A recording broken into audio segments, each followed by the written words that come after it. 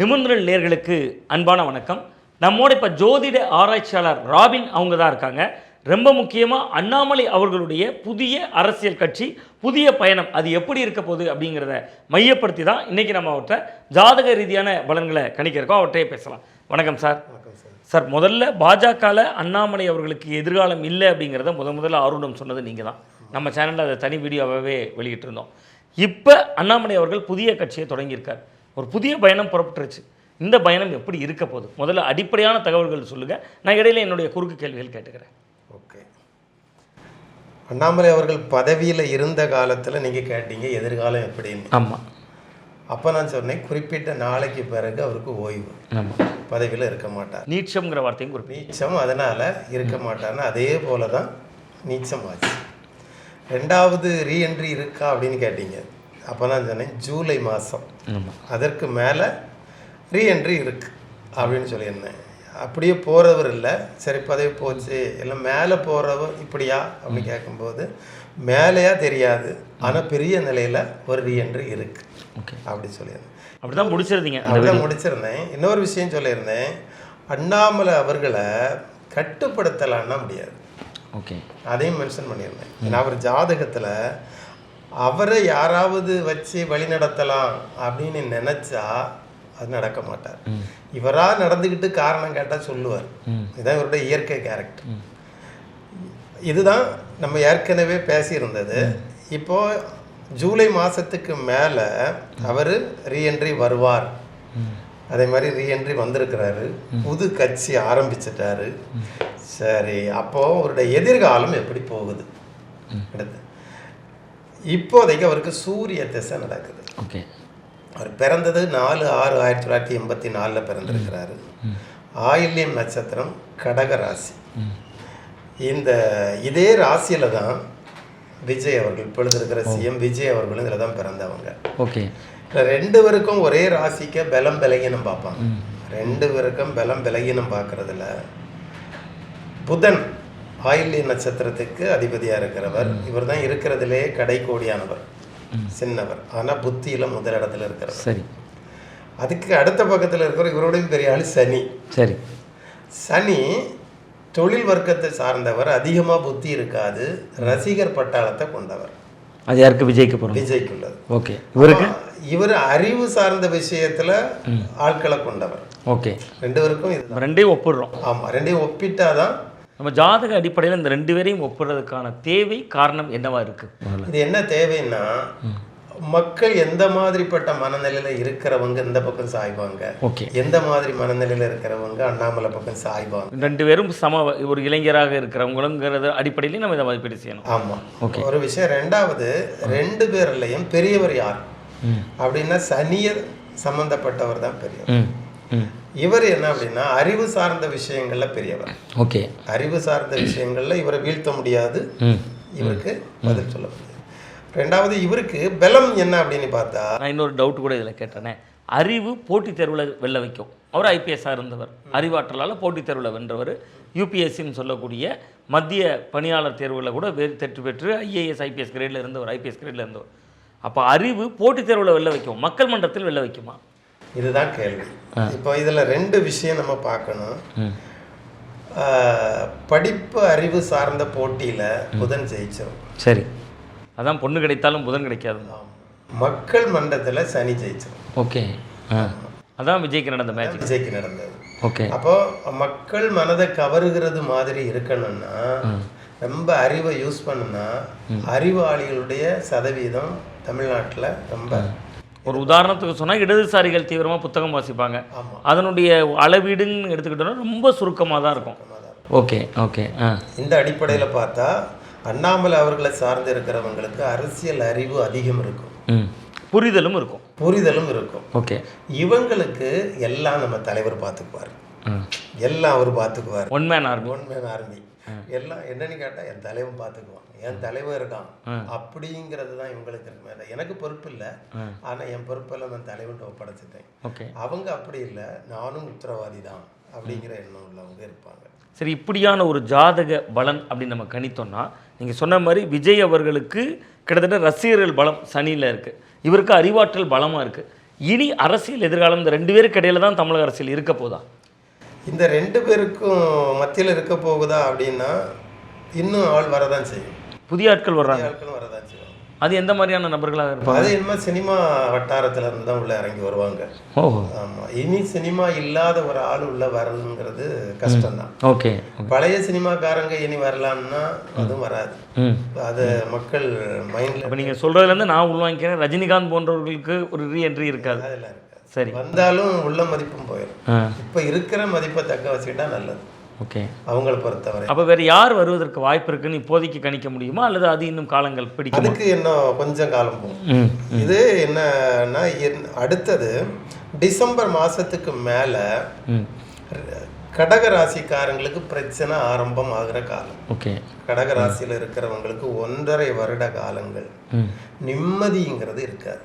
ஓ, 1.5 வருஷம். அது யாருக்கு இருக்கு? அண்ணாமலைக்கு இருக்கிறதா? 2 பேருமே இப்ப இருக்கிற 2 பேருமே கடகராசி தான். 2 பேருமே கடகராசி தான். அப்போ ஒருவேளை இவருக்கு எதிராக அவர் களமாடுறதுலையும் அவருக்கு எதிராக இவர் களமாடுறதுலையும் 2 பேரும் மன உளைச்சலுக்குள்ளாயிருவாங்கன்னு புரிஞ்சுக்கலாமா? உளைச்சலுக்குள்ளாயிருவாங்க. ஓகே. அந்த நேரத்துல இந்த ஒரு ராசிக்காரங்களுக்கு மன நிம்மதிங்கிறதே இருக்காது. சமாதானமா உறங்க முடியாது. ஏன் காரணம் என்னன்னா, சிம்ம ராசியில இப்ப இருக்கிற கேது அப்படியே டிசம்பருக்கு மேல கிளம்பி கடகத்துக்குள்ள வந்துடுது. சிம்மம் கடகத்தை கடக்கும் போது தான் பிரச்சனை. ஆமா, இது ஒரு விஷயம். இப்போ அண்ணாமலை அவர்களுக்கு பலம் என்ன, பலகீனம் நம்ம தெரிஞ்சுக்கணும். அவருக்கு பலம் என்ன அப்படின்னா, ரிஷப ராசியில இருக்கிற சூரியன், ராகு, சுக்கிரன், புதன், இதுதான் பலம். அதாவது அது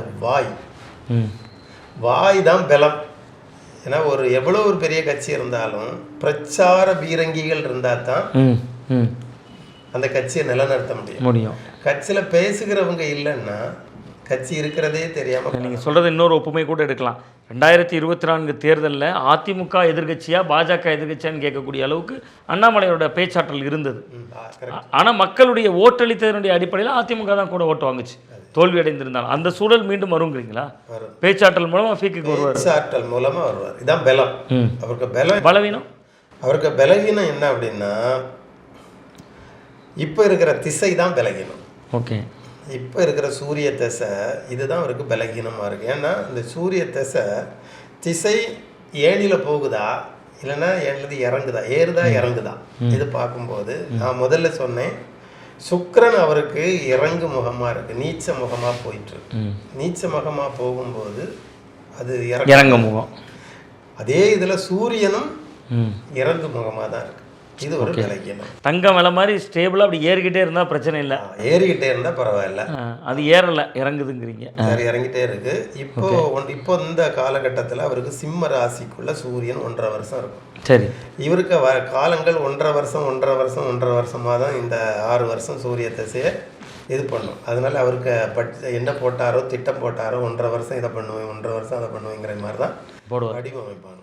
அந்த 1.5 வருடம் பீக்கில் இருப்பாருங்கிறீங்க. அந்த பீக் 1.5 வருஷம். அந்த பீக்குக்கு அப்புறம் என்ன ஆகும் அவருடைய நிலைமை? அதை விடையும் கொஞ்சம் கீழே தான் வரும். ஓகே. ஓகே. அடுத்தது என்ன, அது அடுத்த 1.5 வருஷத்தில் எம்பி தேர்தல் வரும். அந்த நேரம் வரைச்சிலையும் நம்ம எதிர்பார்த்த அளவுக்கு பிடிக்க முடியாது. ஏன்னா அது ஏற முடியாது, இறங்குதல் இருக்கு. சரி, இதில் என்ன பண்ணுனா நாம் இதை ஜெயிக்கலாம்? ஒரு பரிகாரம் இருக்கு. ஒரு பரிகாரம் இல்லாமல் இருக்கு. இப்போ ரத்தன் பண்டிட் அவர்கள் விஜய் கூட இருக்கிறார். அவர் இருக்கிறது வர விஜயை வீழ்த்த முடியாது. ஓ, இது ஒரு விஷயம். எவ்வளவு எனக்கு அந்த இடத்துல ஒரு சின்ன முரண் கேள்வி இருக்கு. ரத்தன் பண்டிட் இருக்கிறவரை விஜயை வீழ்த்த முடியாத அளவுக்கு ரத்தன் பண்டிட் இருக்காரு. பட் அவரை ஒரு அரசு பதவியில் நியமித்தா மறுநாளே இந்த பதவியை எடுக்க வேண்டியிருக்கு.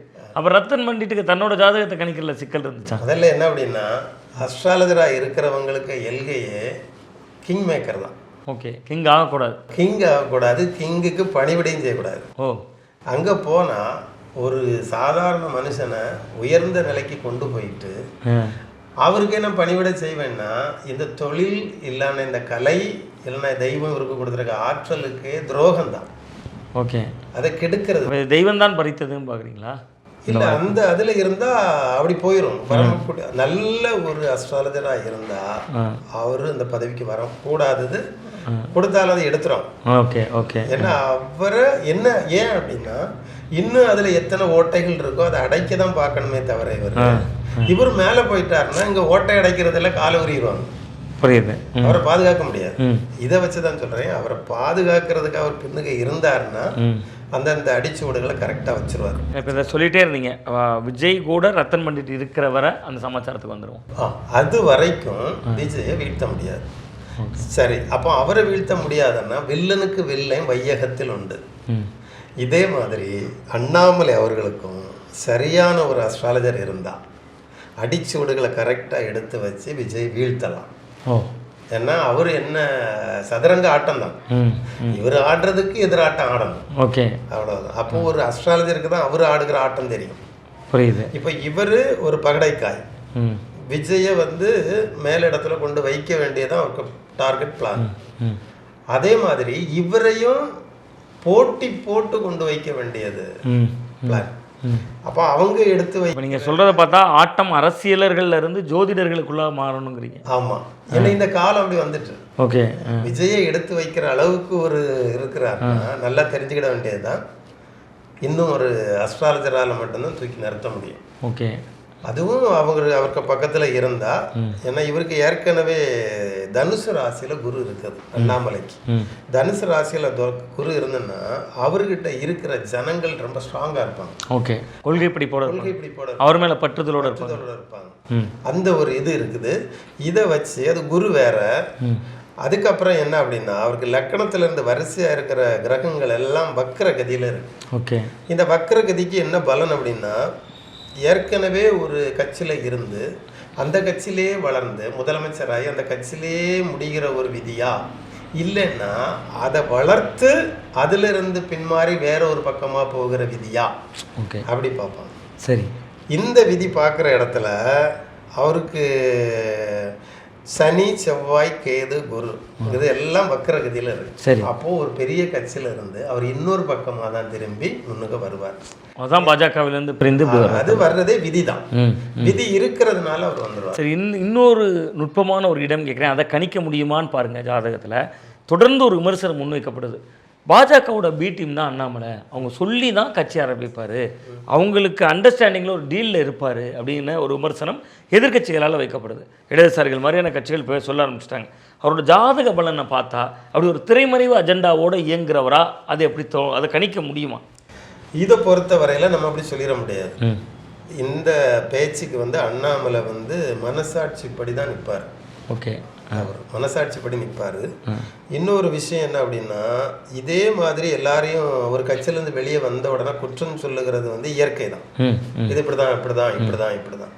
சரி, எவ்வளோதான் பலமாக ஒரு எதிர்கட்சியாக இங்கே ஆட்சி பண்ணாலும் மத்திய அரசாங்கத்துக்கிட்ட எல்லா இதுவும் அனுசரித்து போனாதான் நாட்டுக்கு வளர்ச்சி கிடைக்கும், நிதிகள் கிடைக்கும். ஆமாம், அந்த விஷயத்தில் எல்லாரையும் மாதிரி தான் இவர் இருப்பாரே தவிர, அவரும் கூட தன்னுடைய உரையில் தாவேக்காவை எப்படி பார்க்குறனோ திமுக எப்படி பார்க்குறோம் அப்படி தான் பாஜகவையும் பார்க்குறேன், ஒரு கட்சியாக பார்க்குறேன், அவ்வளோதான். அதுதான் இருக்கு. நான் ஏற்கனவே சொல்லியிருக்கேன், குரு இப்படி இந்த நிலையில் இருக்கிறதுனால இவர் யார் கண்ட்ரோலில் இவரை நிறுத்த முடியாது. சரி, நீங்கள் எனக்கு பிடிஎமாக இருங்க அப்படின்னா இவர் தனி கட்சி தொடங்கி என்ன விஷயம்? தனித்தன்மை இருக்குல்ல. ஆமாம், தனித்தன்மைக்கு என்ன விலை அப்படிங்கும்போது அந்த இதுக்கு போக முடியாது, அந்த இதை வச்சு எடுக்க முடியாது. அதில் ஆள் கட்டிக்காரு. சார், உங்கள் பார்வையில் அண்ணாமலையை நம்பி செல்பவர்களுக்கு அரசியல் எதிர்காலம் இருக்கா? இந்த ஒரு விஷயத்துல தான் முரண்பட வேண்டியது இருக்கு. என்ன அப்படின்னா, தியாக மனப்பான்மை உள்ளவங்க மட்டும்தான் அவர்களோட நிற்க முடியும், மற்ற யாரும் நிற்க முடியாது. சரி, தியாக மனப்பான்மை அப்படிங்கிறது அவங்க ட்ரைனிங் கொடுக்கன்னு சொல்லியிருக்காங்க. நான் என் கூட இருக்கிறவங்களுக்கு 6 மாதம் ட்ரைனிங் கொடுக்க, கோயம்புத்தூரில் அப்துல் கலாம் பேரில். ஆமாம், ட்ரைனிங் கொடுக்க போகிறேன் அப்படின்னு சொல்லியிருக்காங்க. சரி, ஒரு ட்ரைனிங் எடுத்ததுக்கு அப்புறம் அது ஒர்க் அவுட் ஆகுமா? மக்கள் ஒரு விருப்பத்தின் அடிப்படையில் இருக்கிறது வேற, அறிவு அடிப்படையில் இருக்கிறது வேற. அறிவு அடிப்படையில் இருக்கிறது இப்போதைக்கு நம்ம அவ்வளவுக்கு வளர்ந்துக்கலாம். என்ன ஒரு 20 வருஷம் கழிச்சுன்னா அந்த ட்ரைனிங் எல்லாம் ஒர்க் அவுட் ஆகும். இப்போதைக்கு நம்ம அவ்வளவுக்கு நம்ம வளர்ந்துக்கல, அதனால இப்போதைக்கு அது பெரிய அளவு அவரை நம்பி இருக்கிற படைக்கும் அது கொஞ்சம் பின்னடைவாக இருக்கும். ஏன்னா இவ்வளவு அதில் எத்தனை பேரை செலக்ட் பண்ணி அதுக்கு எப்போ அப்படி ஏன் நான் சொல்கிறேன்னா, ஒரு ஆசைப்பட்டு போகிறோம், ஆசைக்கு ஏற்ற மாதிரி அமையலைன்னா விரக்தி ஏற்படும். அண்ணாமலையின் அரசியல் எதிர்காலம் எப்படி தான் இருக்க போகுது? நிறைவான கேள்வி. என்ன கரெக்டாக 5 வருஷம், இந்த 5 வருஷத்துக்கு அடுத்தல வரும்போது அவர் வந்துட மாட்டார். ஆனால் ஒரு கணிசமான அளவு ஓட்டு பிடிப்பார். சட்டமன்ற உறுப்பினராக அது கன்வெர்ட் ஆகுமா? ஓட்டு பிடிக்கிறாருங்கிறது ஒன்று. விஜய்க்கு மாதிரி அப்படி அப்படி எம்எல்ஏவா அது மாறணும். அவ்வளவுக்கு வராது. இல்லை விஜய் போன்று இல்லாட்டாலும் குறிப்பிடத்தகுந்த சட்டமன்ற உறுப்பினர் பிரதிநிதித்துவத்தோட தமிழ்நாட்டு அரசியலில் கவனிக்கத்தகுந்த அரசியல்வாதியாக அண்ணாமலையோட செயல்பாடு இருக்குமா? இதில் என்ன ஒரு விஷயம் அப்படின்னா, இவருக்கு அந்த ஜெயிக்கிற இடத்துல வந்து 5 கட்சிகள் இவரோட சேரணும். 5 கட்சி சேரணும். ஆமாம், சேர்ந்தாதான் அவருக்கு வந்து அது கணிசமான ஓட்டு பிடிக்க முடியும். இவருக்கு எண்ணமோ நான் தனித்து நிற்பேன், அப்படிதான் இருக்க போகுது. அப்படிதான் இருக்கும். ஏன்னா ஓகே, சீமான் அவருடைய எண்ணம் போலதான் இவருடைய எண்ணம் இருக்கும். அந்த எண்ணங்கள்ல அது மாறாது, ஒரே எண்ணமா இருக்கும். தனித்து தான் நிற்பேன் அப்படின்னு சொல்லுவாங்க. ஆனா தலைவிதி வந்து 5 கட்சிகளை சேரும் போதுதான் உனக்கு நான் சீட்டு தருவேங்கிறது மாதிரி நிலை இருக்கு. அதாவது முதல்வர் சீட்டு கூட இல்லை, சாதாரணமான ஒரு குறைந்தபட்ச பிரதிநிதித்துவம் கிடைக்கிறதுக்கே 5 கட்சி சேரணும். 5 கட்சி சேரும். Okay okay. அப்போ நீண்ட நெடிய ஒரு அரசியல் பயணம் அண்ணாமலைக்கு அழுப்ப தருமா? அவர் வந்து ரொம்ப மன நிறைவோடு தான் இந்த பயணத்தை ஜாயின் பண்ணுவார்னு பார்க்குறீங்க? அவருக்கு இதுதான் இனி வாழ்க்கை. ஓகே, இந்த வாழ்க்கையை கண்டினியூவாக கொண்டு போயிடுவார். அது இனி கண்டினியூவாக இருக்கு. அடுத்தது அவர் இறங்கும் போதும் இந்த சந்திர தசை ஆரம்பிக்கிறது தனுசு ராசியில இருந்தால் ஆரம்பிக்கிறது, அரசியல் ராசி தான். அப்போ அது கண்டினியூவாக தான் போகுது. விஜய் வெர்சஸ் அண்ணாமலை அந்த யுத்தம் இருக்குமா? பரபரப்பாக இருக்குமா? செய்தியாளர்களுக்கு, தமிழக ஊடகங்களுக்கு, தமிழ் மக்களுக்கு அந்த மாதிரி களம் இருக்க போகுது அடுத்த 1.5 ஆண்டு? அந்த மாதிரி இருக்கும், இருந்தாலும் ரொம்ப வேகம் எடுக்காது. விஜய்க்கு ஈடு கொடுக்க முடியாது. ஈடு கொடுக்க முடியாது. நீங்கள் ரொம்ப நிறைவான ஒரு விஷயம் சொன்னீங்க. அறிவாற்றலா ரசிகர் பலமா அப்படின்னு பார்க்கும்போது ரசிகர் பலம் தான் முன்ன நிற்கும் அப்படிங்கக்கூடிய பதிவு சொன்னீங்க. அண்ணாமலைக்கான சில பரிகாரங்களும் நீங்கள் குறிப்பிட்டிருந்தீங்க. அந்த அடிப்படையில் நம்ம பார்க்குறப்ப எதிர்காலம் அண்ணாமலை அவர்களுடைய காலமாக ஒரு அரசியல் கட்சியாக தாக்குப்பிடித்து நின்று கொண்டே இருக்க முடியுமா? அது எப்படி பார்க்குறீங்க? அது இருக்கும், அந்த பலம் இருக்கு. அந்த பலம் வந்து பலமா இருக்கு. அதான் சொன்னோம்ல, அவருக்கு கால் பலம் பலமா இருக்கு. அவர்கிட்ட இருக்கிறவங்க அவ்வளவுமே கடைசி வரை இருப்பாங்க. ஓகே. அதே போல அந்த அந்த ஆசையில் இருக்கிறவங்களுக்கு மட்டும்தான் கரெக்டாக தீனி போடுவாரா அப்படின்னு ஆசையில் இருக்கிறவருக்கு தீனி போடுறது வந்து கஷ்டம். கட்சியில இருந்து இன்னொரு கட்சிக்கு எதனால இப்போ நம்ம டிடிவி தினகரன் கட்சி ஆரம்பித்தாரு, ஜெயிக்க முடியல, திரும்பி அதிமுக பக்கம் போனாங்க, அங்கேருந்து எம்எல்ஏக்கள் திமுக பக்கம் போனாங்க. அது மாதிரியான சூழல் வந்துடும். அந்த மாதிரி வராது. ஏன்னா அவங்க அதுக்கு போகிறதுக்கு என்ன அப்படின்னா, நான் இதான் முதல்ல சொன்னேன், வாய் சாமர்த்தியம். கட்சிக்கு பலமே பேச்சு தான். சீமான் மாதிரி இருப்பார். அந்த சீமான் மாதிரி பேசணும். சீமான் வேற மாதிரி பேசுவார், இவர் வேற மாதிரி பேசுவார். அந்த சீமானன் பேச்சில் உணர்ச்சி இருக்கும், இவர் பேச்சில் அறிவார்ந்தமாகவும் இருக்கும். இந்த விஷயங்கள் இருக்கும். அவர் வந்து அந்த தேசப்பற்று, இப்போ என்னன்னா தேசப்பற்று கிளறுனா இத்தனை சதவீதம் வரை தான் கிளற முடியும். ஒரு ஜாதிப்பற்ற கிளறுனா அதுக்கு 1% இருக்கு, ஒரு மதப்பற்ற கிளறுனா அதுக்கு இவ்வளவுதான் இருக்கு. இது எல்லாத்துக்கும் மேல ரசிகர் பற்று அதிகமா இருக்கும். அதை நம்ம நிரூபணமா பார்த்துட்டோம். 107ங்கிற எண்ணிக்கையில பார்த்துட்டோம். அதுல இப்போ ஒரு 5 கட்சி சேருதுன்னா 5 கட்சியும் 5 டைப்பா இருக்கணும். 5 விதமான மக்களை கவருகிறதா இருந்தா தான் அது பிடிக்க முடியும். சீமானும் இதே மாதிரி யாரு கூட போய் கூட்டணி வச்சா வளர்ந்துருவார். அவரும் வைக்க மாட்டாரு. சீமான் அரசியல் எதிர்காலம் எப்படி இருக்கும் அப்படிங்கிற அடுத்த வீடியோக்கு லீடும் கொடுத்துருக்கீங்க. நம்ம அடுத்த அந்த வீடியோல சீமானுடைய இந்த தேர்தல் தோல்விகளுக்கு பின்பு சீமானுடைய எதிர்காலம் என்ன இருக்குன்னு ஒரு தனி வீடியோ பேசுகிறோம். அண்ணாமலை அவர்கள் குறித்து நிறைய விஷயங்கள் எங்களோட பகிர்ந்தீங்க. ரொம்ப நன்றி.